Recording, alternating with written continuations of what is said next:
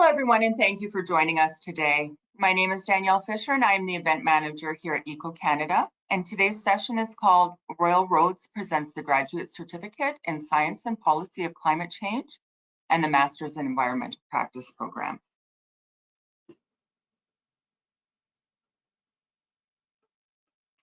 Before we start, I would like to take a moment to recognize the traditional Indigenous lands where Eco Canada's office is based in Calgary. At Eco Canada, we're committed to working towards respectful acknowledgement, collaboration, and reconciliation with Indigenous peoples across Canada. This starts with acknowledging our honor and privilege to live and work within the Treaty 7 territory. Today, we are presenting from the city of Calgary, home to the Métis Nation of Alberta, Region 3. We would also like to take this time to acknowledge traditional territories and oral practices of the Niitsitapi, home of the Blackfoot Confederacy, which includes the Siksika, the Piikani, and the Kainai First Nations, and the Tsuut'ina and Goodstoney, which includes the Chiniki, Bearspaw, and Wesley First Nations.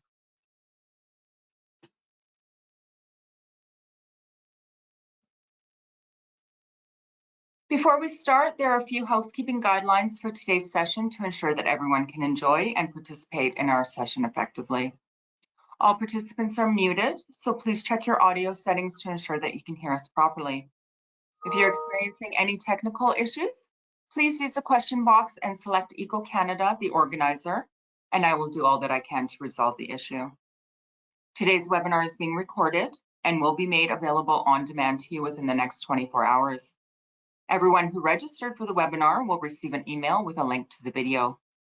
Any questions that you have about the presentation or today's topic can be submitted through the chat box or question box. We will have dedicated time after the presentation to answer any questions from the audience.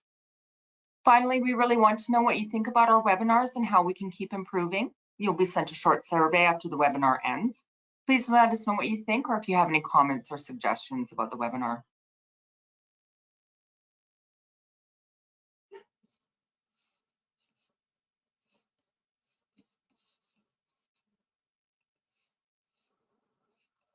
I would like to introduce Vance Wajali. Vance is the school manager at the School of Environment and Sustainability, the Faculty of Social and Applied Sciences at RRU. Next up is Dr. Leslie King, professor at the School of Environment and Sustainability at Royal Roads University. Professor King's life has been dedicated to environmental education and inspiring and empowering people to enter and excel in the environmental field, solving local to global environmental problems. She's designed and implemented new and innovative applied environmental programs, departments, and faculties in Canadian, American, and African universities. Leslie holds degrees from the University of British Columbia, York University, the University of Toronto, and the London School of Economics. Over to you, Vance and Leslie. My apologies. Thanks, I lost you. We're happy to have you here today to join us. I'm going to start with our land acknowledgement here at Royal Roads, because of course we're on beautiful Vancouver Island, and Royal Roads is a beautiful campus that is on the land of the traditional lands of the Algonquin-speaking peoples, the Songhees and the Esquimalt First Nations. We have much gratitude to be on this land, to work and to learn here. And if you have the opportunity to come to our campus, it's quite a beautiful place with a long, rich history. Now, today we're going to talk about two different programs, and Dr. Leslie King is our expert today that knows them very well as program head. So first, I'll talk a little bit about Royal Roads itself. Then Leslie will speak about the programs. We'll talk about the application process, and of course, we'll answer any questions that you have. You don't have to wait till the end to ask questions, though. You can always put them in the chat, and I know Danielle will be monitoring the chat and helping us answer those questions. So first of all, I'm going to start with a couple of pictures of the Royal Roads campus. As you can see, it's quite a beautiful space.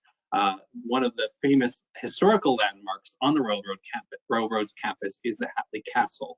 So often when people come here, it's one of the things they want to see.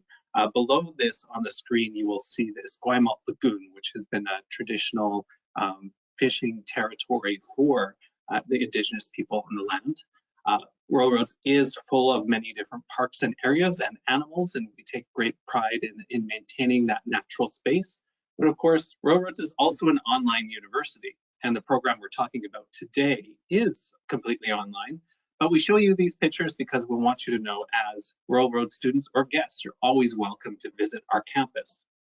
So what's special about Royal Roads? Well, one of the things that we take pride in is that we see life as a qualification. So what that means is we really want to learn from you as well and some of your experiences. And in fact, when you're applying, we want to know what you're going to bring to us. We'll talk a little bit about our application process and the different ways you can apply for the program in a little bit. Royal Roads also has small class sizes, so our professors know your name. And that's something that we really believe strongly in, is that we want to have that close connection. And of course, we try to integrate learning based on life. So we have many experiential learning experiences that we really value highly.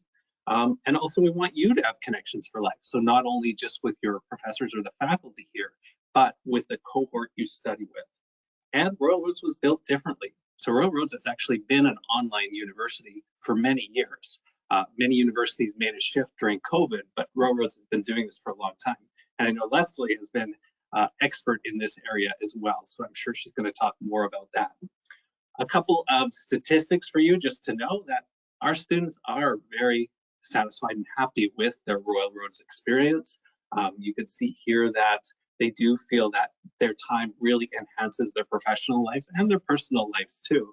And they also have a lot of tools that they built to help them have success in their industry.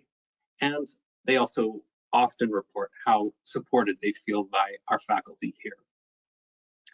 Also to note, Royal Roads has the important designation of being a Ashoka U Changemaker campus, which means that really we believe in a lot of innovative practices and approaches to education that just makes us a little bit different and more on the front edge of the work that we're doing. And we encourage our students to really be risk takers and think about how they can support the communities around them through their work. So without further ado, we can start now with Dr. Leslie King telling us a little bit about the Master's of Art and Master's of Science in Environmental Practice. Thank you very much, Vance. I'm afraid I've lost you. I keep trying to reconnect to the webinar. Can you see me? Yes. I can't see you or the slides. Okay. So if you can just tell me which slide is up, then I'll talk to it, but I can't see it. Okay, we're going to talk about the program goal, Leslie. Oh, okay. So this program, the MEP, Master in Environmental Practice, is meant to prepare people to advance in their careers and to become environmental professionals if they're not already. And sorry, I'm going to try to pull up the slideshow, whether I can see it on the screen or not.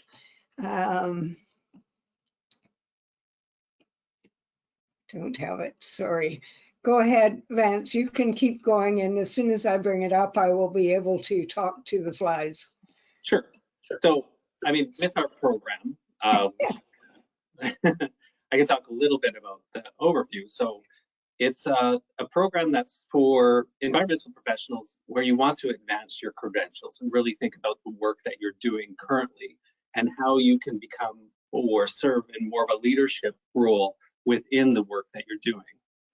So some of the characteristics of this program, Leslie, I'm just going to go into this. It is fully online, and that's why it's attractive to a lot of working professionals.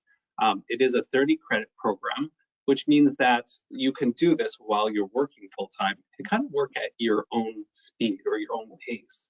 So normally students in this program would finish it between 2 to 5 years. And as this is a webinar with Eco Canada, we have a very strong relationship with the occupational standards for the environmental sector. So really thinking about what are the current needs and the future needs for organizations as designated, you know, with organizations like Eco Canada to think about the rules that we need. And also because it is an online program, you're going to develop your online skills and competencies as you go through this program. So there's a couple other things that I can talk about.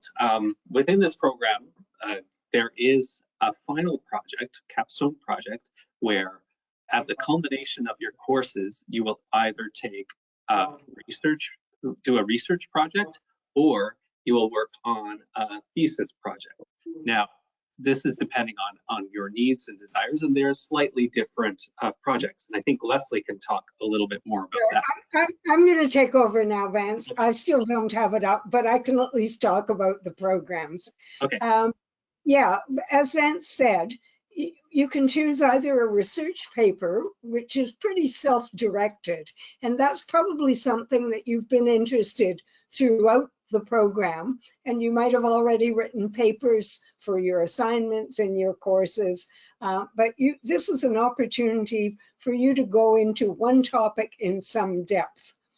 Or you can choose a practicum, which means that you would organize a placement in an organization that's working on environmental issues and spend up to 75 hours working in that organization, learning about that organization, but also helping them with whatever project you've agreed to with them. This program is pretty unique also in that you can take up to 3 courses from the University of Denver in the States. If you have a particular interest, for example, in US environmental issues, it might be fun for you to take those courses. We also have, and I'm going to be talking about this in a minute, a graduate certificate in science and policy of climate change. And you can take that as part of the environmental practice program.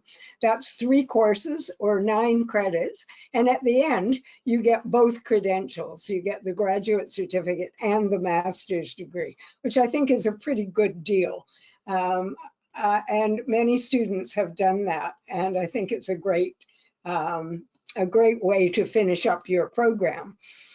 Should I now talk about the graduate certificate? Yes, please. I actually have a few questions here, if I could interject here for Dr. Leslie. Sure. So this is coming from Nicholas, and Nicholas is asking, I have undertaken master's studies in environmental planning and management in another university. Can I transfer my credits to Royal Roads? And if so, what is the process? Yes, thanks for that question, Nicholas. You can transfer 9 credits from your previous education into the Master in Environmental Practice. And you would apply to do that when you apply to the program. And then we look at those credits and say, yes, they are relevant, and we'll give you those 9 credits. So then you start off with a good number of credits already under your belt. How many courses have you taken in that program? I'll see what he says when he comes back to us. He can't answer us, unfortunately, but we can move. Yeah. My apologies, but I can ask you another question while we hang on. Did you want to do that? Actually, Danielle, why don't we just make sure that he has my email address? Absolutely. Yeah, and we can do that. 100%. I'd love to hear from Nicholas. Wonderful. Janessa is asking, is the graduate certificate in climate able to be worked into both the MA and the MSc? Either one, yes. Okay, great. Yes. And Carrie is asking, can it be done full-time? You know, you can take up to 3 courses at a time in the environmental practice program. But in a circumstance where, for instance, you are not working, I can approve you taking more than 3 courses a semester, which would pretty much make it full-time.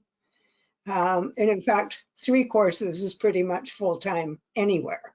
So yes, this program is very, very flexible. So we really like to accommodate your schedules, and you can complete it as quickly or as slowly as you would like. You have to take one course a semester, but then how many more courses you take a semester is entirely up to you. Okay, wonderful. And then one last question from Janessa. She's wondering, can the work placement be with an organization or role that I'm currently working at? Good question, Janessa.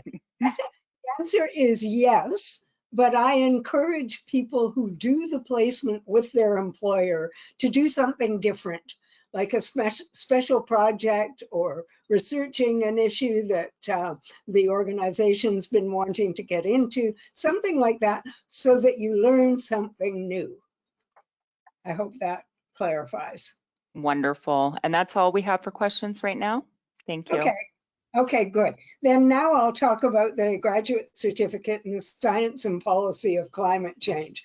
I'm sorry, I'm going completely blind here because I can't see you and I can't see the slides, but I can talk about this till the cows come home. So the graduate certificate is 9 credits, 3 courses. It's again entirely online, and you can take this as a standalone certificate or part of the MEP, whichever you prefer. And also, if you take it and then decide that you want to do the MEP, you can incorporate it into your MEP courses. And the courses in this program are also available to other programs at the university. So you get lots of interesting students in the cohort. And again, this program ends with a practicum, and you can basically organize your practicum in your nation if you're in an Indigenous community, in a government department, or in any kind of organization or industry or commercial enterprise. And these would be organizations who are trying to address climate change or are successfully addressing climate change. And then you would learn about the ways in which they address climate change, and you would also help them with their climate initiatives. So this certificate program, I like to say it's the most efficient way of obtaining a credential in this burgeoning climate field. So the people who take it are professionals who are already working in the field, who are maybe working in the environmental field but want to get into climate. Also, those who are already working in climate change, but there haven't been very many programs in Canada, if any, where you can actually get a credential. And it's a great way of developing a network, especially the practicum, but also with your classmates, developing a network of people who are working in the climate field. And this includes mid-career professionals who are considering a career change. And we have many of those in this program. So, again, it's pretty flexible. The 3 courses take place sequentially. So the first course is the science of climate change, science and impacts of climate change. And that's taught by 2 wonderful people, including our most recent Canada Research Chair, Rob Newell. And that really delves into the science of climate. And then the second course is the climate policy and governance, and that covers all kinds of different climate policies and up to the international governance level. Am I doing anything anywhere related? I do have a question for you, Leslie, if you'd like to take it now. Sure. Great. Okay, Michael's wondering, he says, I have a master's degree in natural resource management from another university. Is there a PhD program for environmental professionals at RRU or elsewhere? That's a very, oh, well, there are PhD programs for environmentalists across the country. I think of Waterloo, for instance. But we have a more general PhD program. It's actually a doctoral program because it's very applied. And it's the Doctor of Applied Social Sciences. And it's a great program. And I actually have a little cadre of students in that doctoral program who are looking at environmental issues. So I've had somebody from the Pacific Salmon Foundation. I've had someone working on the energy transition in Canada. I've got someone working on field stations in Costa Rica. You know, a really wide variety. I have 2 First Nations students working on environmental governance in their nations. So it's a very broad program. There's some quite heavy coursework, and then you're released to do your dissertation. It's a great program. But again, if you email me, I can talk to you more about this, and I can also talk about other PhD programs in Canada that you might be interested in, or in the States for that matter, because I've taught there too. Fantastic. That's the only question I have for now. Thank you. Okay, great. So where are we in the slides? We're up to how to apply, Leslie. Oh, then you can take it away. Okay, I'll take it away then. So we do have 2 intakes of our master's, our MEP program per year, and that's usually in January and September. So we actually have one coming up in January. The applications, we are still accepting applications for our January intake. Our deadline has officially passed, but we are able usually to get some students in if you have all of your documents in order, and I'll talk about that in just a moment of what's required. If you're not quite ready for January, we have another intake in September, beginning of September, and our deadline for that is June 3rd. Now that's for our master's programs. For our grad certificate, which we have an intake once a year, that's in January as well. And again, the application deadline is now if you're interested in applying for that. It's important if you are applying for a January intake, we ask you to contact our admissions office directly to say that you're really interested for the January intake, and they will expedite that should you have all of the documents ready for the application. Vance, sorry to interrupt, but I've just got you back. So Okay. I'm so sorry, everyone, for that glitch. It probably meant this a little less smooth than it usually is, but please feel free to ask me any questions. I am back. I can see the other panelists and the slides now. Great. Thank you. Go ahead. Keep going. So as part of the application, it is online. Everything's online, and there's a fee that you pay when you apply. And then when you are applying, there are important things for you to have ready, which is your official transcripts. We do ask for a detailed resume. We want to know your experience, especially in the environmental field. A personal statement of intent of why you want to take this program. And we also ask for 2 letters of reference. So that could be an employer or some other person that could speak to your ability to, maintain studies and focus on a master's program. We have, what makes Royal Roads really interesting is we actually have standards admissions and we have flexible admissions. So I'm going to talk about the standard admissions first. So basically what that means is for our students that have a 4-year or comparable undergraduate degree in a related field. So we're looking for that, your bachelor's of arts or sciences, depending on what you have taken. And we also are looking for you to have at least 2 years of relative work or volunteer experience. We do look at each case individually. So it is important in those other documents that you explain what the reason is you are interested in the program.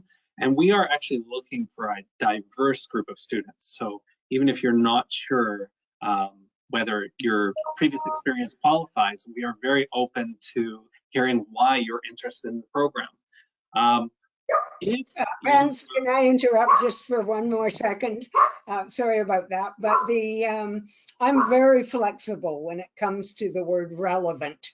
I find many, many things are relevant to the environmental field. So both your undergraduate degree and your experience, I am quite flexible about. Keep going, Vance. Thanks. No problem, no problem. And so also, while we do ask for a minimum GPA of a B or a 3 on the scale, you can also complete some other courses in order for us to consider you for admission. So we don't want you to lose hope should your GPA be a little bit lower. And that is one thing at Royal Roads. We really believe in having people that are passionate in the program, passionate about the program. We want them in the program.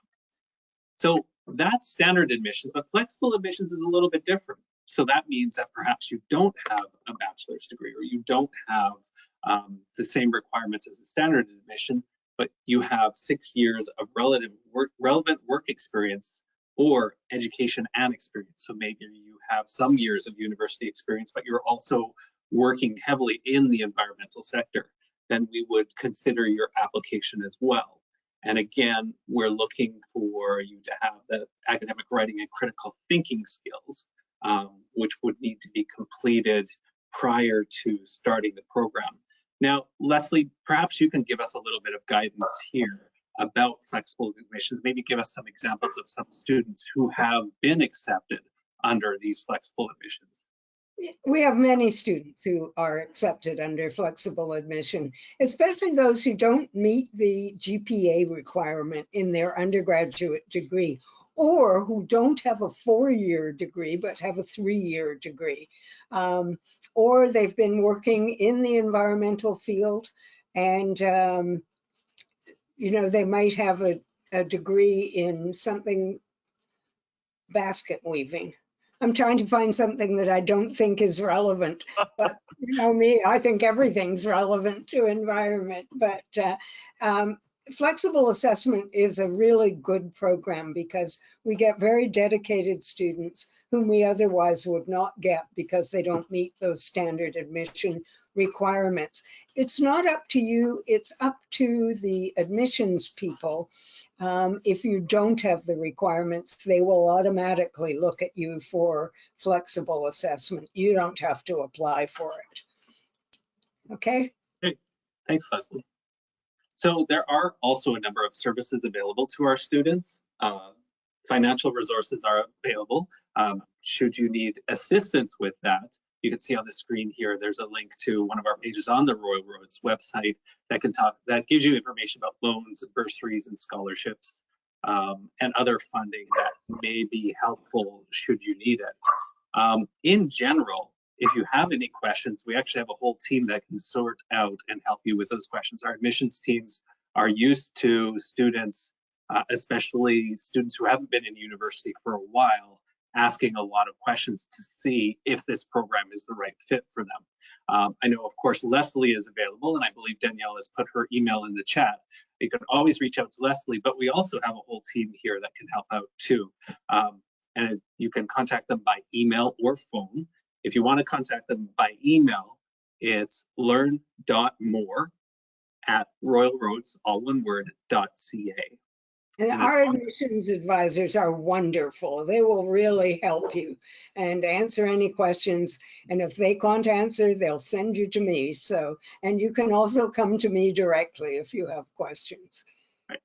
And if you prefer to speak to someone on the phone versus sending an email, we have 2 different phone numbers. For those in BC, it's 250-391-2528. And if you're anywhere in North America, we have a toll-free number. It's 1-877-778-6227. And so this is on the Royal Roads website as well, but it's on your screen if you want to take it down. And I also know that Eco Canada will be sending out this webinar soon, so you'll be able to check those numbers as well.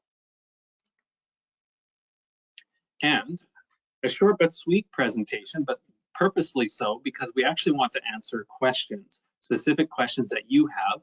You'll also see on the screen that I've added Leslie's personal email, well, her Royal Roads email, and more than happy to answer questions from any students. And I know Leslie is always answering questions and is very fast to respond. So if you really want a quick answer, Leslie's a good one to reach out to as well. And we Thank do you have very some much, questions everyone. as well. Sorry, Leslie. Thank you No, so no, go much. ahead, Danielle.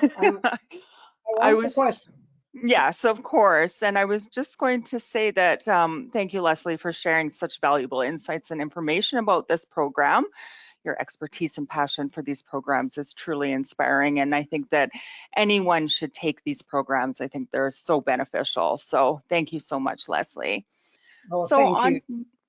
absolutely. On to our questions. So from Stacy, Stacy asks, I am near the end of my BAIS program where I'm enrolled in a majority of environmental practice courses. What I would like to know is, can I take the certificate course without the MEP program? Yes, yes. As I said, you can take it as standalone. So you just take those 3 courses, you get the credential of the graduate certificate, and it's a wonderful program if you're interested in climate. Wonderful. Jacqueline is asking, what is usually the time schedule for the online class of the MEP? There is no time schedule. It's entirely self-directed.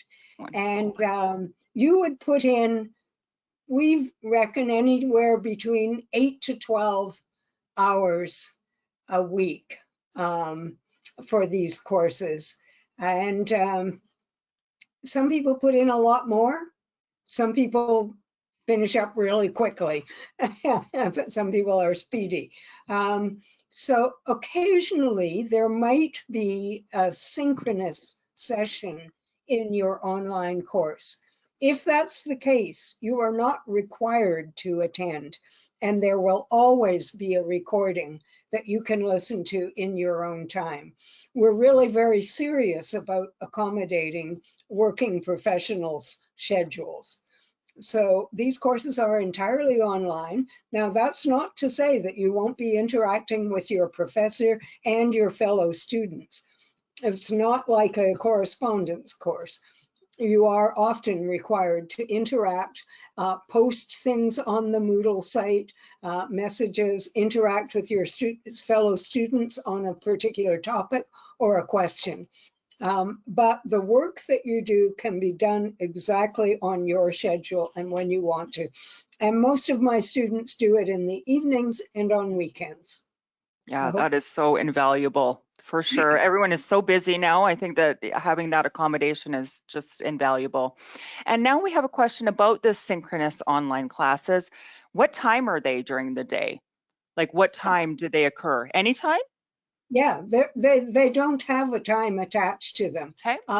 There might be a synchronous session which would be held at a particular time, but probably that would only be the case if there's a guest lecturer or something like that. Or if so for instance, in my courses, I have a virtual conference that ends the program, the climate program, and I do it also in the MEP. And the students are required to come to that, and most of them do. But every once in a while, somebody just can't. Their work schedule means they can't come, and that's fine. They post their presentations, their classmates listen to them, and it's perfectly acceptable. But most people do try to make it. So all I'm saying is that these synchronous sessions are unusual, and not everyone has them. And you would not be required to do them. So if there are, films or lectures, you can always listen to those in your own time. Wow, how invaluable to be able to do that on your own time. Yeah. We have another question from Stacy. She says, I graduate in September of 2024 from RRU and would like to know what I need to do in order to apply for the SPCC certificate, and when would I be looking at a start date?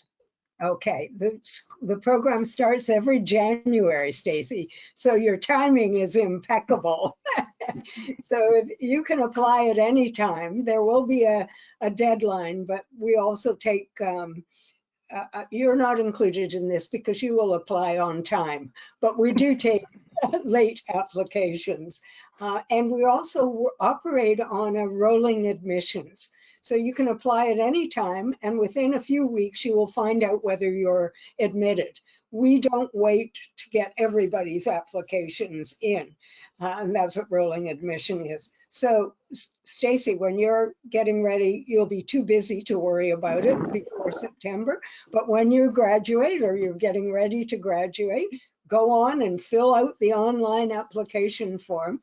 The due date will probably, the deadline will probably be sometime in October. So don't dilly-dally.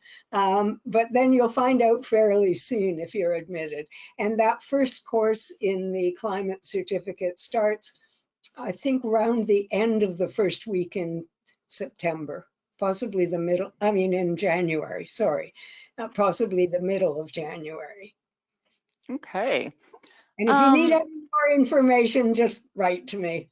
Absolutely. This might have something to do with this flexible admission as well, but Emma is asking, I'm trying to apply for the GSC or GCSPCC for the January intake, but coming from France, I'm still missing my bachelor diploma, even though I have the master one and everything else. Would it be possible to apply considering and get the last missing documents later? Yes, yes. And in fact, it's pretty key that you get your application in, because we can sometimes, I mean, it depends on the load of the admissions people, but we can sometimes wait for that final transcript or whatever it is you're sending. But the idea is to get your application in very quickly. Okay, You wonderful. don't need to have everything ready when you apply. So really just get that application in there and get everything afterwards. Yeah. Okay. We have a question from Connie. Connie's asking, is the practicum for the grad certificate the same as the MEP in that you can place with your current employer if you're focusing on a specific project that may be outside of normal duties? Yes, exactly the same. The only difference really is that for the climate certificate, you're really looking at an organization that's addressing climate change, or a part of an organization that's addressing climate change. Whereas for the MEP, it can be any organization that's dealing with any environmental issue. Okay. And then Tanya's asking, can you please clarify how the 3 grad certificate courses work? Are they released one after another, or do students get to access all 3 and work through at their own speed? No, they're one after another. They have a start date and an end date. So the January course ends March, I believe. And then the next course, the Climate Policy and Governance, starts after that one ends. And ditto for the final practicum course. It's the last course, and it starts after the policy course ends. Okay. Do any of the courses have a focus on conservation through reconciliation partnerships? Funny you should ask that question. So I have just developed a new program called Indigenous Environmental Leadership, and it deals with those issues. But also in the program, you can focus your program on Indigenous issues. And I'm very keen on this. I've been adopted by the Nisga'a and Tsimshian, so I'm very keen on Indigenous education and Indigenous topics, and indeed reconciliation. So what I like to tell people is that these programs are so flexible that if you have something that you're keenly interested in, you can focus your program on that interest, and you can do all your assignments on that. You can do your final research paper on that. You can do your practicum on that. And also, if you want to take a course from another institution, another post-secondary institution that you think is relevant to your study, all you have to do is ask, and I'll give you permission to do that. So yes, is the answer. Wonderful. There is one reconciliation course in the MEP program that's devoted to reconciliation. But other than that, you can focus your own program on that. I'm delighted that you're interested. I think that sounds so interesting as well. We do have a question if this program is accessible in French at all. That's a very good question. When we started these programs, we tried to make them bilingual and that students could take them in French or English. We had such little uptake, but I'm also a Francophile, so this really offended me that we stopped doing that. But we did stop doing it, so I'm afraid, much as I hate it, the answer to that is no. You know, we are a bilingual country. And if you were to take these courses and do your papers in French, I think that we would be obligated to accept those and to find somebody who could grade them. That somebody could be me because I am pretty fluent in French. But it's not something we require of all of our instructors. So there's an opportunity there. So I would suggest you reach out to Leslie after this webinar. It sounds like there could be something there. So sounds wonderful. Okay, so there's a question from Rachel. How many applicants do you typically receive versus the number accepted into the MEP program? Well, that's interesting. That's a very interesting question. We generally advertise very well, I think, our admission requirements. So generally people are under no illusions about whether they'll be accepted or not. If they meet the requirements, they'll be accepted. And so, you know, I don't know the answer to your question, the specific numbers, but generally, we don't turn down that many people. We turn down people who do not meet the requirements, and the admissions office does that. Sometimes if they're not certain, they will ask me, you know, does this person in your view meet our requirements? Sometimes I say yes, and sometimes I say no. The key thing here is that it's offered at both the Master of Arts and the Master of Science. So for the Master of Science, we do require that you have significant science in your undergraduate degree, because there is really not enough science at the master's level for you to have a science credential. So we really depend on your undergraduate science qualifications. Otherwise, we tell you to apply for the MA. Of course. There isn't that much difference between them, I have to say. Yeah. Okay, Michael actually got back to us about that question earlier, and he said he did a BA as his first degree. His second degree was interdisciplinary, as he alluded to. And so can he do the MSc EP? Does he have science in that undergraduate degree? I believe he did, yes. Okay, that's the key, then yes. Yeah. Okay, wonderful. And I'll make sure that he can contact you after this as well. You should get the... I will, absolutely. Mouth, says the horse. Yeah. And then Tanya has one last question, and it is about money. And she's wondering what the fees are for the grad certificate. Oh, I hate it when people ask me this question. I have no idea. Vance, do you know? Vance, any idea? Off the top of my head, no, but I know it's on the website. If you go to the website. The great thing about the MEP and the grad certificate are that we charge by the course. Most programs at the university charge by the program, so it's quite a big number of dollars. But for us, we only charge by the course. So you'd be charged for 3 credits. And I'm sorry, but I cannot remember the fee per credit. I'm sure it's pretty reasonable. I would lie if I tried to guess. We can send Tanya to the website. It's definitely. Yeah, absolutely.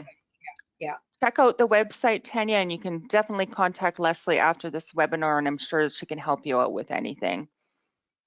Okay, so that looks like it's it for us. That's everything.